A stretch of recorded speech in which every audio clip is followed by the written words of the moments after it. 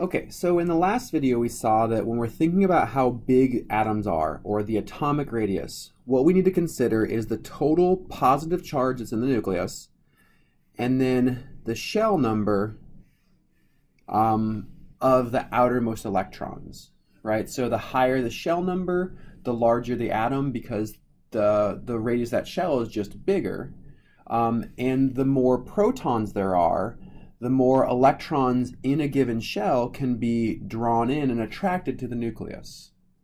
Okay, and these ideas are also important in helping us understand how the size of atoms changes when we create ions. Okay, so you'll remember that we've defined a couple different types of ions. We have cations, which have a positive charge, so they've lost electrons, and we have anions, which have gained electrons to have negative charge. Okay, and let's think about anions first. So, and the way to predict how the size of atoms change when they become ions really has a little bit less to do with the number of protons and a lot more to do with the number of repulsions electrons feel with each other, right? So if we imagine this atom that we created here, okay, and let's say that in the outermost shell we have 7 electrons. So 2, 3, 4, 5, 6, and 7. Okay, and we're focusing in on this one electron right here. This single electron experiences 1, 2, 3, 4, 5, 6 repulsions from other electrons. And yes, it feels a really dominant attraction to the nucleus, but it's also repelled by these other electrons. So if we create an anion and add in an extra electron, let's put this extra electron right here. So this extra electron comes in and we create an anion. And by doing so, we've created one extra repulsion that pushes this electron out a little bit more. So by adding an extra electron, we've created an extra repulsion that increases the size of an atom. So anions always have a larger radius than the neutral atom. Okay, and the opposite is going to be true if we're thinking about a cation. So with a cation, we have our nucleus and we have our shells. Right, so let's go back to our model where we have 7 electrons. So 1, 2, 3, 4, 5, 6, 7 electrons.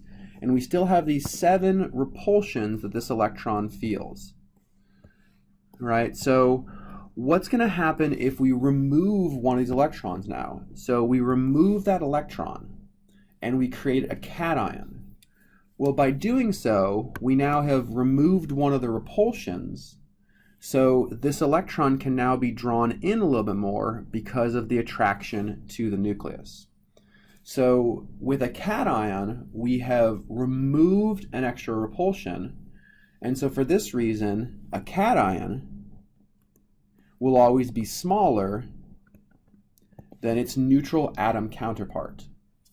And in general, cations are really small, anions are really big. Okay, so that's one really great way to just think about this, right? So when you remove an electron to make a cation, every electron gets drawn in towards the nucleus more because there's fewer repulsions. If you create an anion, the atom gets a lot bigger because you have an extra repulsion and things get pushed away a little bit more. All right, so what happens if we have a number of atoms that all have the same number of electrons? Okay, so for example, if we have a fluorine anion, a neutral neon atom, and a sodium cation. Okay, if we think about the electron configuration of each of these, so fluorine is 1s2, 2s2, normally 2p5, but we gave it an extra electron, so it's now 2p6. Neon, neutral, 1s2, 2s2, 2p6. Sodium is normally 1s2, 2s2, 2p6, 3s1, but when we created the cation, we remove the highest energy electron. So what we notice here is that all of these atoms have exactly the same electron configuration, 1s2, 2s2, 2p6, which means they all have the same number of electrons. And since they have the same number of electrons, they have the same number of repulsions.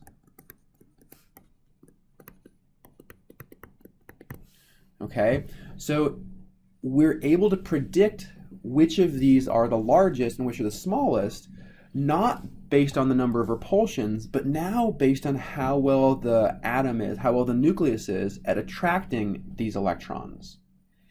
So fluorine is an atomic number of 9, so it has 9 protons attracting our electrons. If we think about neon, it has 10 protons, and sodium has 11 protons.